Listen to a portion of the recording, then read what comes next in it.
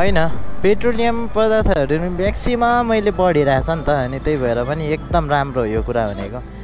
मत आउँछ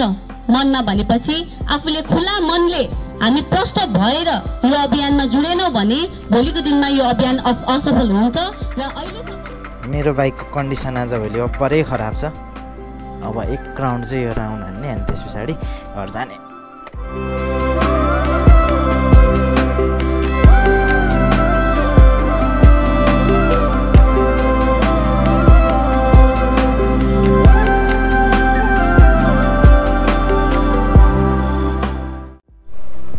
hello and नमस्कार सबैजनालाई welcome back to my YouTube channel Sushil blog hope सबैजना सन्चै हुनुहुन्छ होला म पनि सन्चै छु अनि today we are going to have different test है डिफ्रेन्ट टेस्ट गर्न चाहिँ आज हामी गइरहेको छ र आजको टेस्ट चाहिँ के छ भन्दाखेरि त्यस्तो टाढो पनि होइन नजिकै होइन उतिर क्याफे स्याफे यताउतातिर बसेर गफ गर्ने तपाईँ हामी के छ र होइन जिन्दगीमा अनि आज चाहिँ लगभग 4 बजेको छ अहिले अनि म चाहिँ बिहानदेखि लगभग 3 बजेसम्म चाहिँ म बिजी नै भएँ because of some work at my home होइन अनि त्यस पछाडि अहिले चाहिँ हामी पानबारी बस स्ट्यान्डमा आइसकेको छ ओहो फाइल सबै झऱ्यो नि त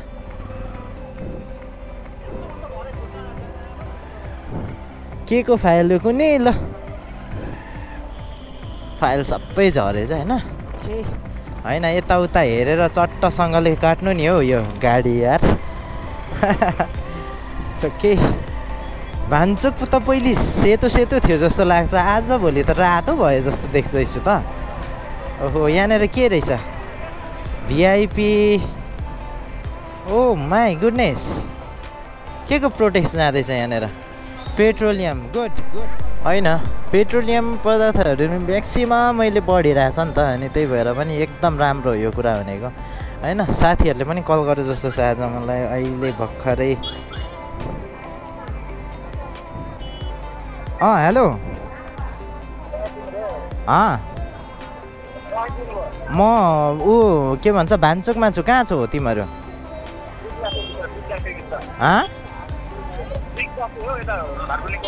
ए ल ल ल म त्यहीँनिर आउँछु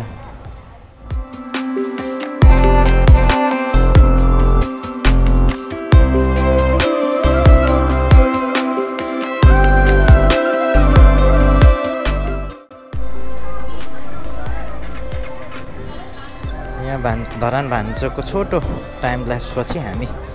एकछिन अगाडि जान्छौँ आमामा बहिनीले त पुरै बाटो झन्डै रोकिदियो मेरो होइन अब यहाँनिर ह्याप्पीकै हो बाइक त अब कतापट्टि चाहिँ छ त उनीहरू ब्रिक भनेको होला ब्रिक क्याफे ब्रिक क्याफे नै हो सही सही सही सही ब्रिक क्याफे मलाई बिग क्याफे जस्तो सुनेको थिएँ ब्रिक नै हो brick cafe restaurant and bar I think they are here बस्दिउँ न त वेयर आर दे कहाँ छन् त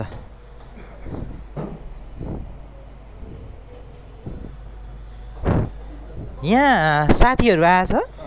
हुन्छ भित्र छ ए हुन्छ हस् धन्यवाद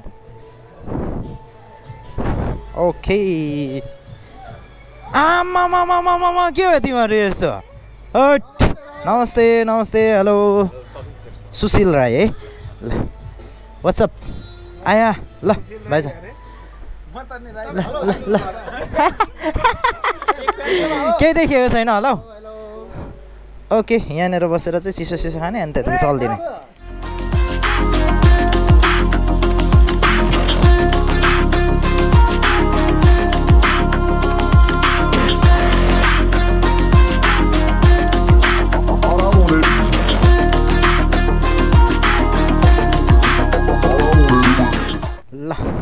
ब्रेक क्याफेदेखि पनि हामी निक्लिसक्यौँ होइन अनि साथीहरू चाहिँ यहाँदेखि उता लाग्नुहुन्छ इटेरीतिर अनि म चाहिँ यता घोपा क्याम्पतर्फ लाग्छु अनि त्यहाँनिर चाहिँ 1-2वटा गर्छु अटोमेटिक बाइक थियो अहिले चाहिँ छैन ल thank you so much for giving company bye bye ल भाइजी ल हस् हाम्रो सलिन भाइजी साह्रै मजा गरियो आज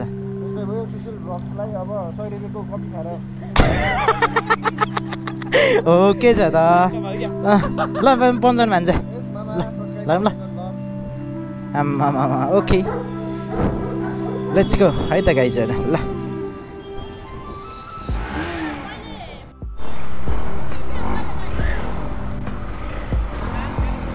इजिकल भाइको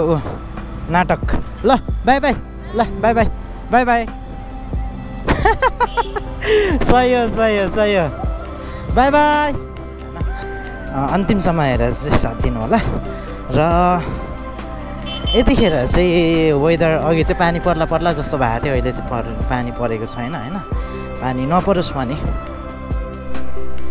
सही यहाँनिर बाटोमै छेउमा रहेछ सेफ घोपा क्याम्प होइन बाबा सेफ घोपा क्याम्प हाम्रो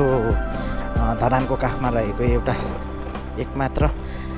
राम्रो ठाउँ घोपा क्याम्पलाई चाहिँ हामीले सेभ गर्नुपर्ने हुन्छ र सेभ घोपा क्याम्पको प्रोटेस्ट पनि चलिरहेको छ जस्तो छ चलिरहेको रहेछ अझै ल ठिक छ हामीमा त्यो दुर्मत आउँछ मनमा भनेपछि आफूले खुला मनले हामी प्रष्ट भएर यो अभियानमा जुडेनौँ भने भोलिको दिनमा यो अभियान असफल हुन्छ र अहिलेसम्म गरेर हामी यत्रो लागि परेर गरेको हाम्रो मेहनत असफल हुन्छ खेर जान्छ त्यो हामीले गर्नु दिनु हुँदैन जसरी हामीले यो अभियान सुरु गरेको थियौँ जुन जोसले जुन हिसाबले हामीले यो पुरा गरेरै छाड्छौँ आफ्नो अन्तिम साससम्म लड्छौँ भनेर सुरु गरेको थियौँ अन्तिम साससम्म नै हामीले यो लड्नुपर्छ किनभने आत्तिसकेको छौँ बिचमा छोड्न हुँदैन र यस्तो प्रश्नहरूले यस्तो के अरे अविश्वासको पात्र बनाइने प्रश्नहरूले गर्दाखेरि यो कुरालाई यसरी बिचमा हामीमा अहिले कतिजना मान्छेहरू हामीबाट यो अभियानबाट अलिकति छुट्टिनु भइसकेको छ होला उहाँहरूलाई पनि क्लियर हुनु एकदमै जरुरी छ छोटो क्लिप्स बनाएर म चाहिँ यता घोपा क्याम्पको भित्र जाँदैछु होइन अब घोपा क्याम्प चाहिँ कस्तो छ भनेर म तपाईँहरूलाई देखाउन गइरहेको छु तपाईँहरूलाई इन्सिडेन्ट सुनाउन गइरहेको छु हिजो बेलुका चाहिँ हामी दुई भाइ र म थियौँ अनि भाइ र म चाहिँ पुरा माथि भ्यू पोइन्टतिर जानुलाई चाहिँ तर्खरमा निक्लेको थियौँ तर यहाँनिर एक ठाउँमा बसेर चिया खायौँ होइन चिया खाँदाखेरि चाहिँ के भयो भन्दाखेरि हाम्रो एकजना बुढो अङ्कल हुनुहुन्थ्यो बडा हुनुहुन्थ्यो चोटसकुहारी उहाँको घर होइन धरान 16 उहाँ चाहिँ प्रोटेक्समा आउनु भएको रहेछ अनि फर्किनु हुँदै थियो मलाई चाहिँ कस्तो लाग्छ भने यतिखेर म आफैमा लाज लागेर आइरहेछ क्या किनभने म धरानमा बसिरहेको छु धरानमै भ्लग बनाइरहेको छु तर म अहिलेसम्म यहाँनिर प्रोटेक्समा एक दिन पनि आउनु पाएको छैन क्या किन भन्दा टाइमको मेरो एकदम त्यो टाइम नभएरखेरि अनि टाइम म्यानेज गर्नु नसकेर हो अनि घोपा क्याम्पमा चाहिँ अहिले इमर्जेन्सीमा मान्छे लाँदाखेरि इमर्जेन्सीमा पुरै केही छैन क्या इमर्जेन्सीमा त्यो बेड नपाएर भुइँमा सुताइरहेको छ होइन इमर्जेन्सीको बिरामी अब भुइँमा सुताउने होइन नि त होइन एउटा राम्रो फेसिलिटी दिएर राख्नुपर्ने हो नि त नि हस्पिटल भएपछि त होइन अनि हस्पिटलले कति करोडौँ कमाउँछ क्या होइन 2 दिन 3 दिनमा करोडौँको हिसाब हुन्छ एक दिनमा पनि हुनसक्छ त्यो कुरा मलाई थाहा छैन त्यही पनि हुन्छ जस्तो लाग्छ सो यसै गरी हाम्रो घोपा क्याम्प हेरौँ है त हामी अहिले घोपा क्याम्पको यो क्याम्प गेटमा छौँ होइन अनि क्याम्प गेटभित्र पसिसकेको छौँ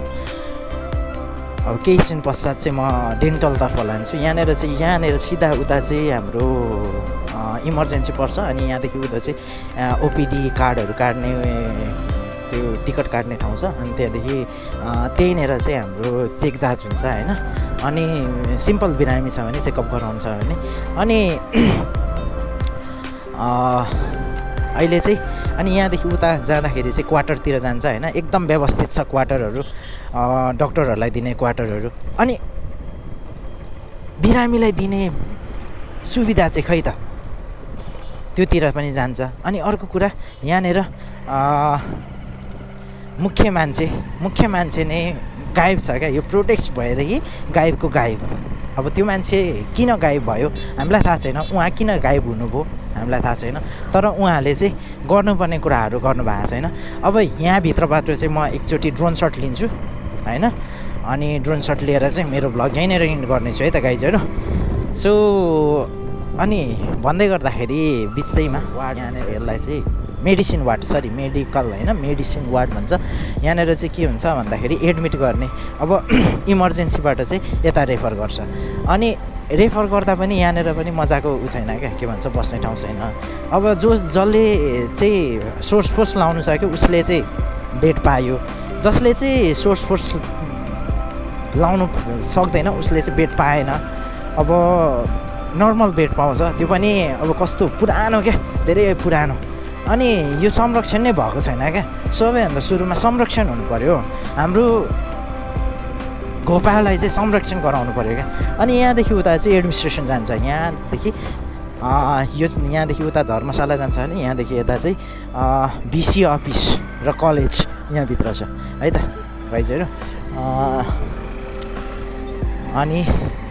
यो चाहिँ डेन्टल बिल्डिङ हुन्छ, यता चाहिँ डेन्टल बिल्डिङ छ। मर्निङ वाक इभिनिङ वाक गर्ने मान्छेहरू हुन्छ है त। ल यहाँनिर राखेर चाहिँ यहाँनिर बसौँ न त एकछिन।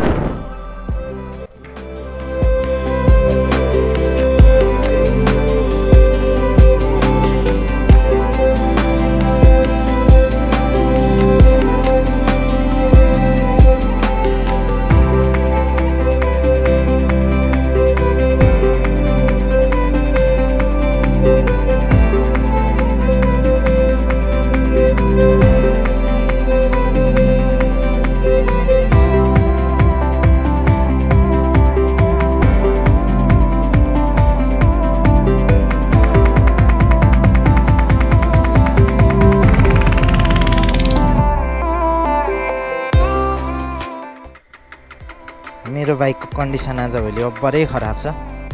अब एक राउन्ड चाहिँ यो राउन्ड हान्ने, अनि त्यस पछाडि घर जाने।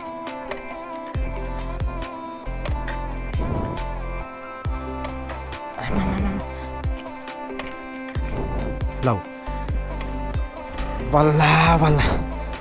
हैट, ल एक राउन्ड हानौँ यो। हैट तरिका यहाँनिर त मजा हुन्छ हौ। हैट है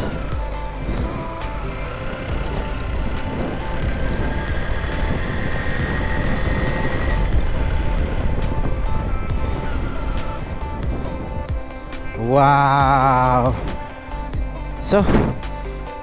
आजको यात्रा यहीँ हो होइन, ऱ्यान्डम भ्लग प्लस हामीले दुईवटा प्रोटेक्स भ्यायौँ होइन, तर प्रोटेक्समा चाहिँ बस्नु पाएन। त्यही पनि यही भिडियोको मार्फत सबैजनालाई चाहिँ म भन्न चाहन्छु कि हाम्रो प्रोटेक्स अगाडि बढाउनुपर्छ र असुविधाहरू सुविधायुक्त बनाउनुपर्छ भन्दै आजको यो भ्लग यहीँनिर टुङ्ग्याउने अनुमति मागे। हस्, धन्यवाद सबैले।